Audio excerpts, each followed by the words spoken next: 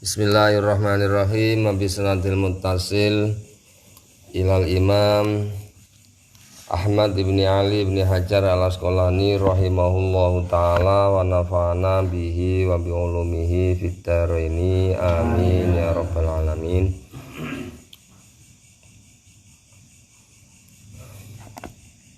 Kitabut Thaharah babu nawaqidil wudu ila angkol wa an ibni Abbasin. Ya. Wa an ibni Abbasin lan diriwayaken saking sahabat Ibnu Abbas radhiyallahu taala anhu al haditsu as-sadis wasab'un. Wa ruwiya an ibni Abbas radhiyallahu anhu anna Rasulullah sallallahu alaihi wasallam iku kala ngendika sapa Kanjeng Nabi, yati teko ahadakum ing salah sijine sira kabeh apa syaitanu setan fi sholatihi ing dalem salat ahad. Fan fuku mongko ndamu apa syaiton fi maq'adatihi ing dalem dubure ahad. Fayukhayyalu mongko dibayang-bayangaken ilaihi maring ahad apa nau setune ahad iku ahdatsa hadas apa ahad. Walam yuhdis hale ora hadas sapa ahad. Fa idza wajada mongko ing dalem nalikane nemu sapa ahad zalika mengkono-mengkono yukhayyalu ilaihi annahu ahdas fala yansarif mongko aja bubaran sapa ahad hatta yasma'a sehingga krungu sapa ahad sautan ing swara au yajida utawa nemu sapa ahad rihan ing ambu. Akhrajahu al-Bazzar. Wa asluhu ta asal hadzal hadis iku fi sahihaini ing dalam Bukhari Muslim min hadisi Abdullah bin Zaidin saking hadisi Abdullah bin Zaid. Wali Muslimin lan iku kedune Imam Muslim an Abi Hurairah saking Abu Hurairah radhiyallahu taala anhu nahu taspadane hadis mazkur. Walil Hakim lan niku kedune Imam Hakim an Abi Sa'idin saking sahabat Abu Sa'id marfu'an hali rupa hadis marfu' idza jaa utawi dawu idza jaa ing dalem nalikane teka ahadakum ing salah siji sira kabeh sapa syaitanu setan faqala banjur ngucap apa setan innaka setuni sira iku ahdatsa hadas sapa sira. Fal yakul mongko becik ngucap sapa ahad kadzabta ing lafaz kadzabta. Wa akhrajahul ngriwayataken hadis sapa Ibnu Hibbana Imam Ibnu Hibban kadzalika kaya mengkono-mengkono riwayate Imam Hakim bilahzi fal yakul fi nafsihi kelawan lafaz fal yakul mongko becik ngucap sapa ahad fi nafsihi ing dalem antine ahad kadzabta ing lafaz kadzabta goro sapa sira.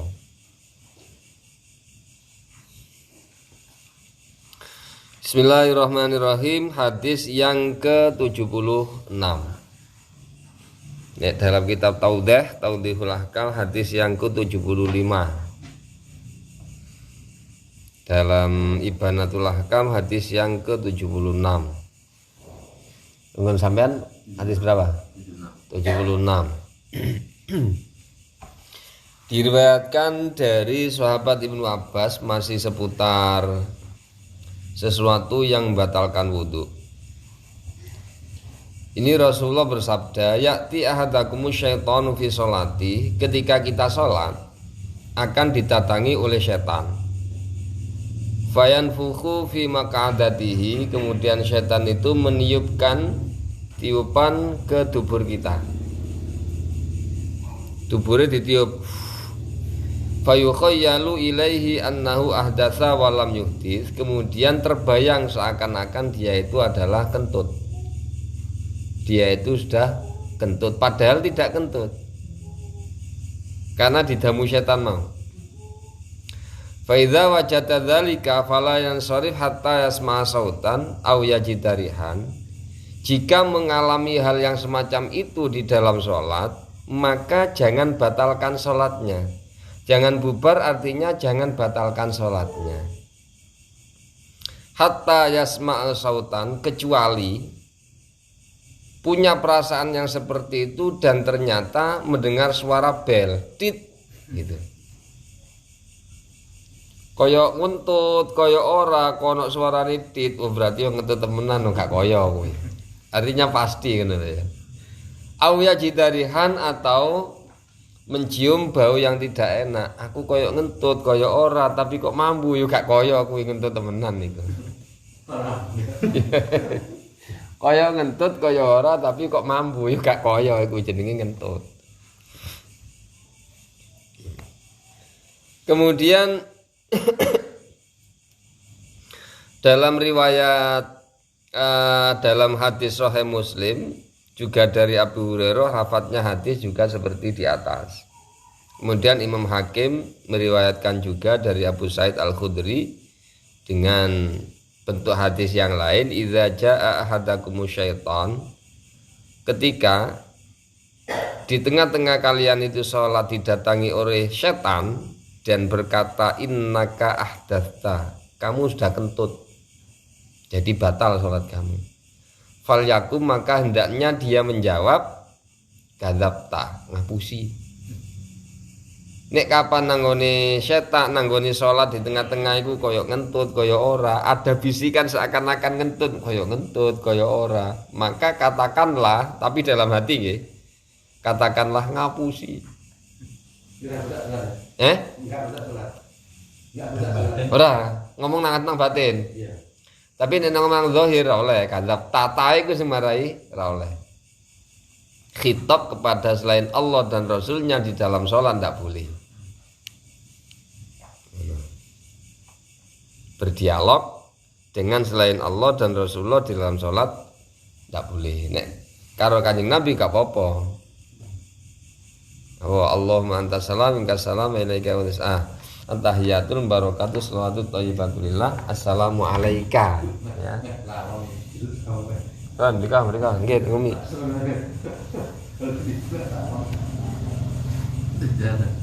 Iki dicoba do anake do. Wis kantuk epol iki wisan.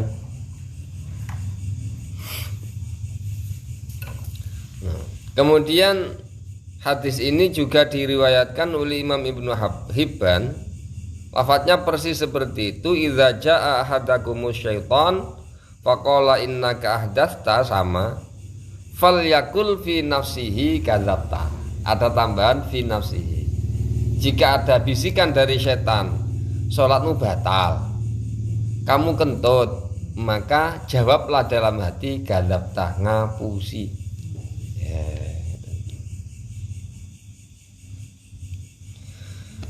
Kemudian kita dari hadis ini dibuatkan satu kaidah fikhiyah ya, yang cakupannya itu sangat banyak sekali. Dari hadis yang singkat ini menelurkan satu kaidah, di mana kaidah itu membawai banyak sekali bab fikih.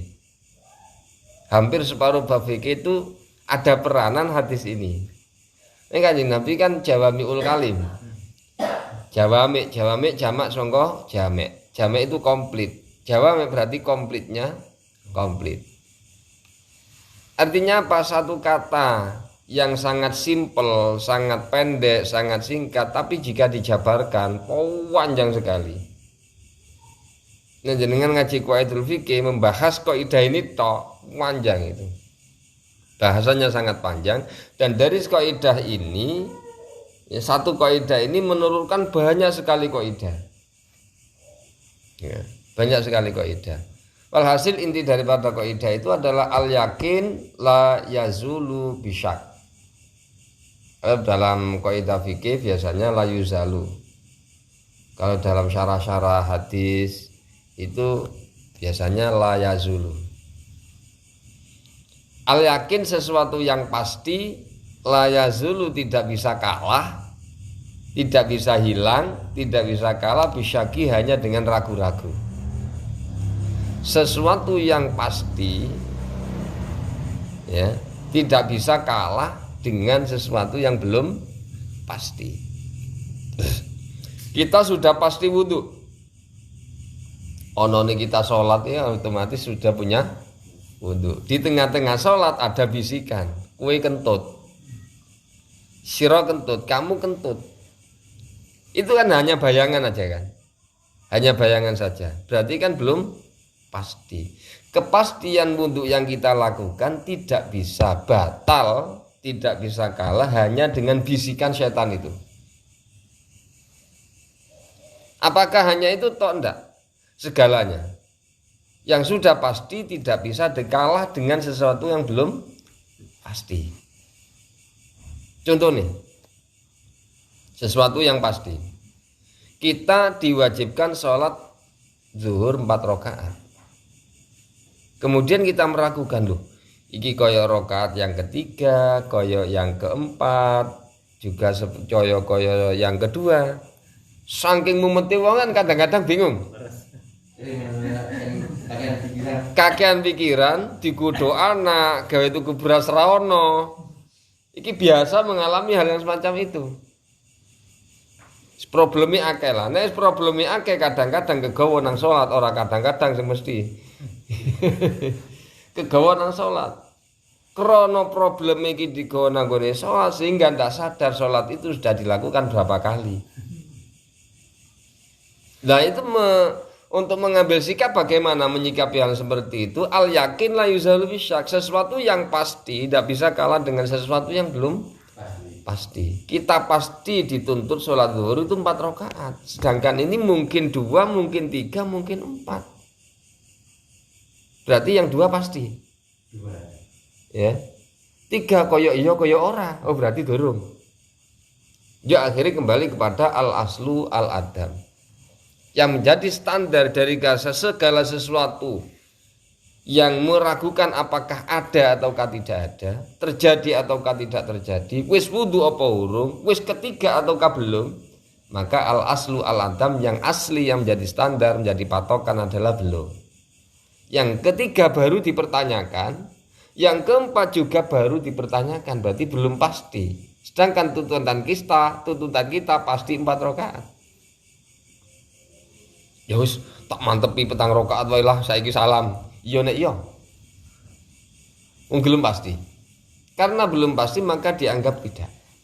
Berarti yang pasti adalah 2. Kelingan aku rakaat pertama maca Fatihah terus maca kulhu. Rakaat kedua kelingan maca Fatihah terus sawise iku maca inna ataina. Terus iki yang ketiga ya. Ataukah yang keempat ataukah ini yang kedua? Ya kelingan. Sakwise maca inna atau inna mak wis rukuk apa urung kaya durung kaya wis apa gimana ya durung berarti anggap ini adalah rakaat yang kedua. Iya tahiyat awal apa tahiyat akhir? Awalnya wis urung lho. Lah iya. Aku wis tahiyat awal apa urung? Rakaat yang ketiga, iki rakaat ketiga atau kedua? Nek ketiga langsung bablat ngadeg. Nek kedua lungguh ataukah justru ini adalah yang keempat? Nah itu bagaimana? Kita kembalikan pada al yakin la yazulu bisyak. Sesuatu yang pasti tidak boleh kalah, tidak bisa kalah dengan sesuatu yang masih meragukan. Dalam satu riwayat, kalau saya dulu ngaji kitab Jami'us Shaghir, itu jika kita sholat maka setan datang membawa benang dimasukkan ke dalam dubur, yuk ditali ulur, ndut. Fayaqulu lahu, kemudian setan itu mengatakan pada orang yang sholat, ahdatha, kentut kowe. Fala yansharif hatta yasma sautan aw yajidariha. Yes padha. Walhasil dari beberapa hadis dari redaksi yang berbeda-beda intinya sama. Ya, jika terjadi keraguan maka keraguan itu janganlah mengalahkan sesuatu yang sudah pasti. Kepastian kita punya wudhu jangan kita gagalkan ya hanya terbentur oleh perasaan kaya wis kentut kaya durung, kaya kentut kaya ora. Nah. Bon, yang bisa kita ambil dari cerita ini dari hadis ini banyak sekali hukum. Kalau kita rinci, wala dalam satu kitab ini ya. Dari ini sidik kita, atau kita benar-benar merinci satu kitab itu. Bismillahirrahmanirrahim. Ma yukhadhu minal hadis, yang bisa diambil dari hadis ini, al aslu baqa'u makana ala makana. Al yakin la yuzalu bisyak, itu tadi ya. Al yakin sesuatu yang pasti, la yazulu bisyak tidak bisa hilang hanya dengan ragu-ragu. Yuk dari situ menelurkan banyak kaidah, termasuk diantara kaidahnya adalah al aslu baqa'u makana ala makana. Yang menjadi standar, menjadi patokan adalah tetapnya keadaan sebelum ini, ya, keadaan sebelum ini ala makana, keadaan saat ini baqa'u makana, tetapnya keadaan saat ini ala makana sesuai dengan keadaan sebelum ini. Saiki aku wis kentut porong, tapi sampean mau wis wudu. Mau zuhur wudu. Terus arep sholat asar. Wudunya sudah pasti, kentute hurung pasti. Kaya wis ngentut kaya ora. Maka dihukumi durung kentut. Keadaan saat ini tetap seperti halnya keadaan pada sebelum kita meragukan. Sebelum kita meragukan, kita sudah kelingan nek wudu. Sekarang kita meragukan, wudu yang sudah kita lakukan itu sudah batal ataukah belum, maka hukumnya belum batal.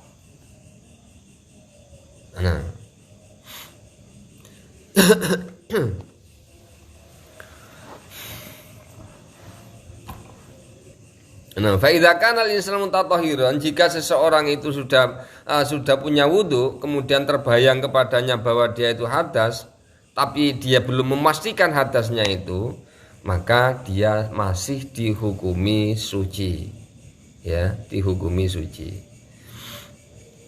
Nah, itu yang pertama. Kemudian yang kedua, anna syaitan yatakayyafu wa yatamassalu fayamalul a'malah alladhi yudhannu annaha haqiqatan.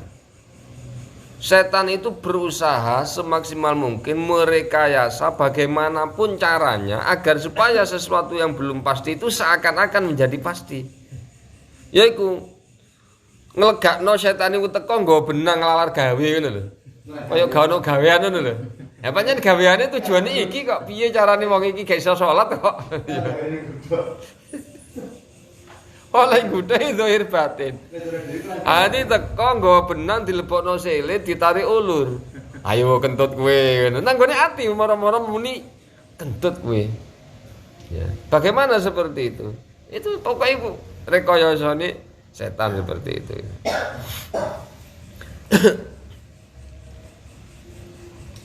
Itu hanya sekedar tipuan setan ya. Tujuannya adalah untuk membatalkan ibadahnya seorang muslim, seorang yang beriman, dan menjatuhkan dia dalam keraguan. Dari cerita hadis ini bisa disimpulkan seperti itu. Kemudian yang ketiga, al wajib alal muslim ayyakuna qawiyal iradah. Seorang yang beriman haruslah kuat iradahnya, kehendaknya, keinginannya itu haruslah kuat, sehingga setan tidak menemukan jalan untuk menipu ibadahnya. Harus teguh, kita harus teguh, sehingga setan ketika moro ahdatsa kentut kuwi gak ngono langsung jawab gak. Namane ati gak kuwi sing ngapusi. Men setane kecewa. Lah setane kapok kecewa golek dalan liya. Wis pokoke piye carane dengan setan itu. Ya walhasil kita itu harus mawas diri. Ya, harus kita jaga perasaan-perasaan yang dari setan itu. Tidak akan puas. Jika gagal dengan satu cara, maka 1000 cara masih bisa dilakukan oleh setan itu. Terus seperti itu. Hendaknya kita harus memerangi bayangan-bayangan setan itu. Ya, ketika setan itu meniupkan tiupan ke dalam tubuh kita, ke dalam hati kita, dibisikkan seakan-akan kita itu kentut, ya, dan mengatakan innaka ahdatsa kadzabta. Katakanlah kadzabta, ngapusi. Yes. Telu.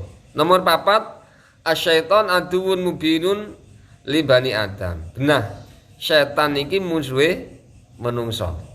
Ya. Musuhe menungso. Berarti kewajiban kita merangi setan. Setan musuh yang nyata. Ya, musuh yang nyata. Karena dia sudah bersumpah untuk menjerumuskan anak Adam ke dalam neraka jahanam. Jelas. Setan yakin kalau dia itu sudah penghuni neraka pasti. Dia itu yakin, tapi gak terima nek dhewean lho. Golek kanca sakake-akeh.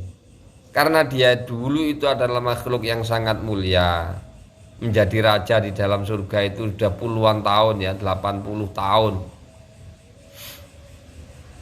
Jadi pimpinan itu suwe tur mulya tur suwe. Gara-gara Nabi Adam ya, anak kemarin sore dia itu terjerumus. Mula dia itu bersumpah untuk menjerumuskan semua anak Adam itu ke dalam neraka, ke dalam kesesatan men akeh boloni.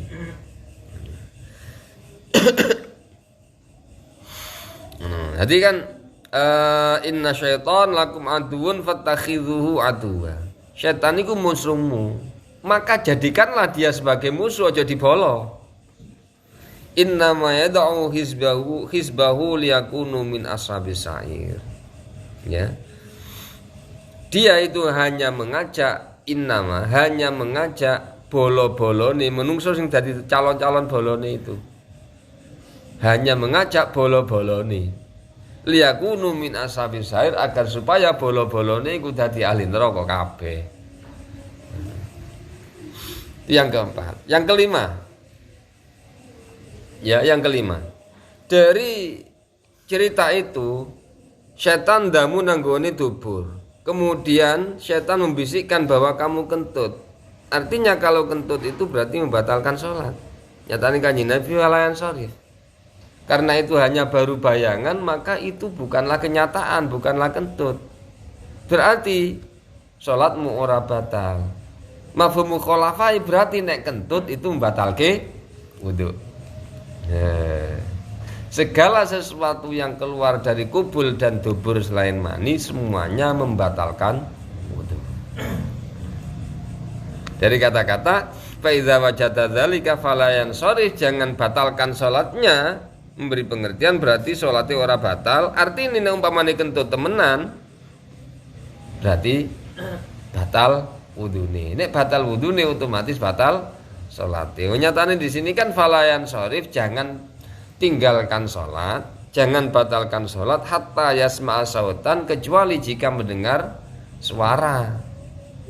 Sampai mendengar suara artinya kecuali mendengar suara. Artinya kentut, berarti kentut itu membatalkan wudu. Nek wudu ini batal, otomatis batal sholatnya.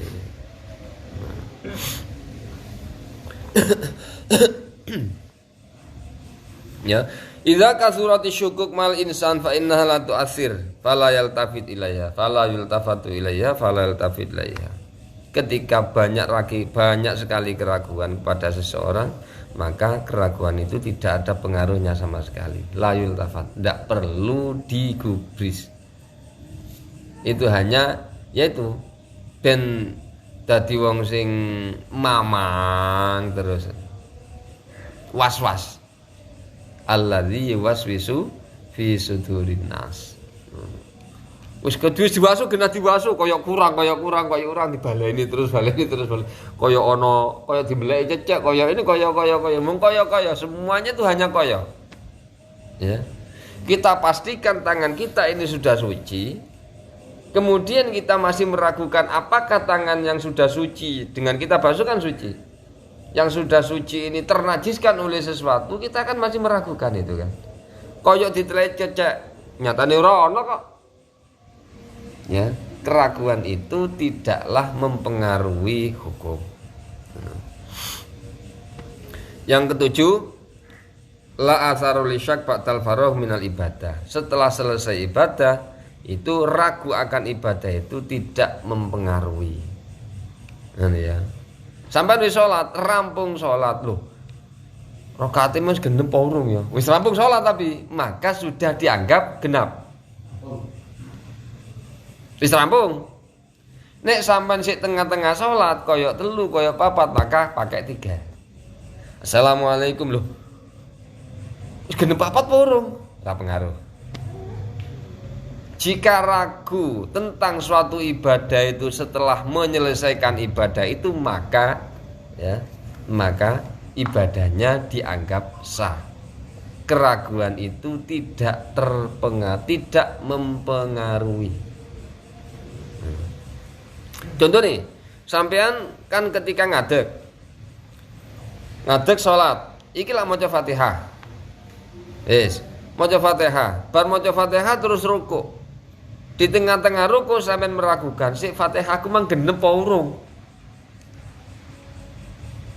Maca Fatihah kena sudah maca. Tapi genep ataukah belum surah Fatihahnya ini yang diragukan. Iya. Maka tidak pengaruh. Fatihah rampung baru mempertanyakan tentang genep Fatihah. Wis berlalu. Padha karo salat wis rampung baru mempertanyakan rakaate wis genep apa urung. Enggak pengaruh. Beda nek aku wis salat apa urung ya durung. Durung. Sampeyan ruku lho aku mung wis maca Fatihah apa urung? Balik maneh. Fatihah maneh. Ya. Nek wis meyakini kita membaca Fatihah, akan tapi kita meragukan genap dan tidaknya Fatihah, tapi wis rampung Fatihah, maka tidak mempengaruhi. Nah, dari hadis ini ingin dijawab no ya dawa maneh. Ya kembali kepada al yakin la yuzalu bisyak. Kembali kepada kaidah al aslu baqa'u makana ala makana. Al aslu fi kulli haditsin takdiru api akrabi zaman. Ya. Banyak sekali yang menjadi standar dari segala sesuatu yang baru terjadi. Sesuatu yang baru itu diprediksi waktu terdekat. Umpamane sempake sampean niku ana ndledek mani tapi wis garing, mongko kuwi digawe wis 3 hari yang lalu, ora ngerti kamar pribadi ora ana wong mlebu nang kono, iki genah manine sapa, iki genah gak mungkin manine wong liya nyasar nang kono, ora mungkin. Loh iki mani aku gak kelingan ngimpi mentu mani. Tapi pasti ini adalah mani saya, ndak mungkin mani orang lain, wong kamare dikunci kok. Masa demit dolan nang kono manine padha karo menungso, ora mungkin. Anjo bagaimana? Berarti kita menyandang hadas besar. Lah kapan ini kita pakai? 3 hari yang lalu. Tidur terakhir sampean gunakan pakaian itu, sempak itu adalah 3 hari yang lalu. Berarti awan apa bengi?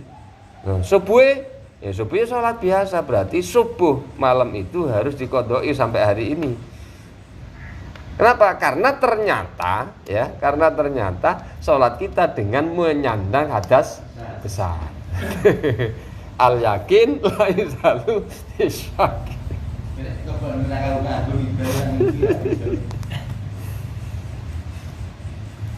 Ini pakaian itu berarti kesempurnaan bukan baca pula apa ya? Bukan.